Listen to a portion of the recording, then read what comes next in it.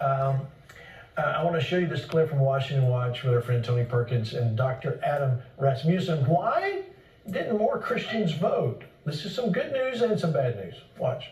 Well, I think this particular season, the Christian faith, as you know, Tony, is to be salt and light in our country. And right now, because we hold 72% of those who voted, that's a good thing. And Christians outnumbered those of other faiths or non-faiths 5-2. But, and here's the part of statistics that's interesting, we really didn't come out to vote as much as we should have. Only 56% of self-identified Christians voted. But that's greater in percentages than the other groups. 53% of non-Christian faiths and 48% of those who have no faith. Okay, so let's break that down. We just got a couple minutes left. Why? Why did they not vote? The others, let's talk about the Christians who didn't vote, those who identify as Christian. Why didn't they vote? Yes. Well, sadly, 20% of them said, I was planning on it, but I just didn't get around to it. So there were several reasons, but I mean, that was one of the highest, and what a lame excuse that is.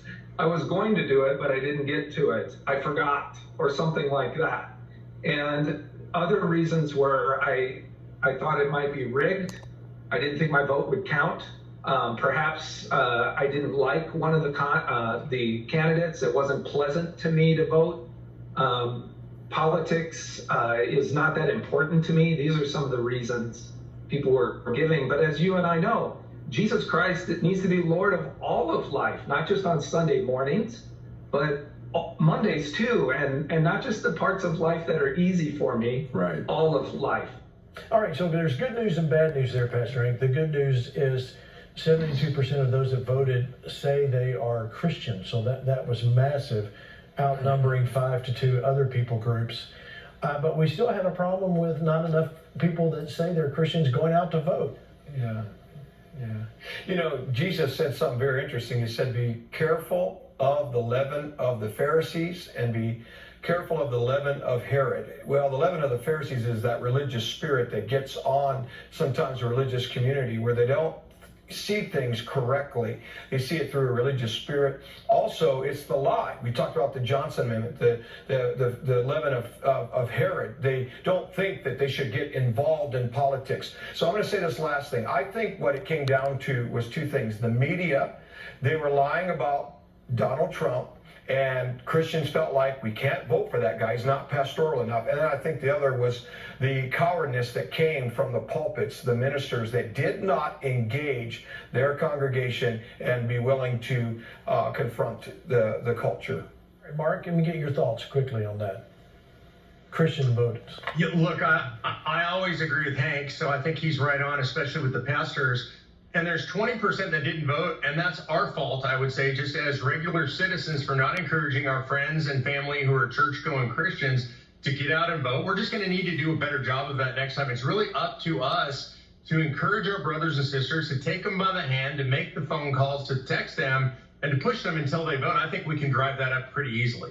All right, Josh Philip, you heard the stats there.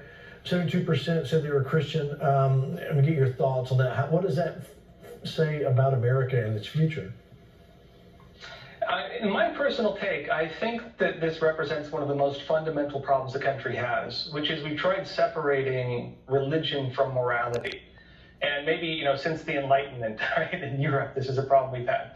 If you want to have government accountable to moral values, you need to have voters who have moral values voting.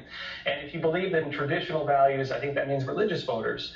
I believe that when people disconnect from that and they step back and say, okay, I'm not going to do it, someone else will.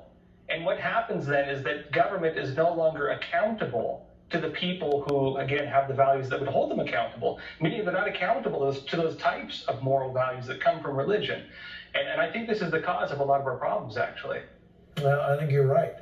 All right, Rick, we got 2.5 minutes left in the show, but I want you to mention, let's talk about the Patriot Experience coming up December 10th.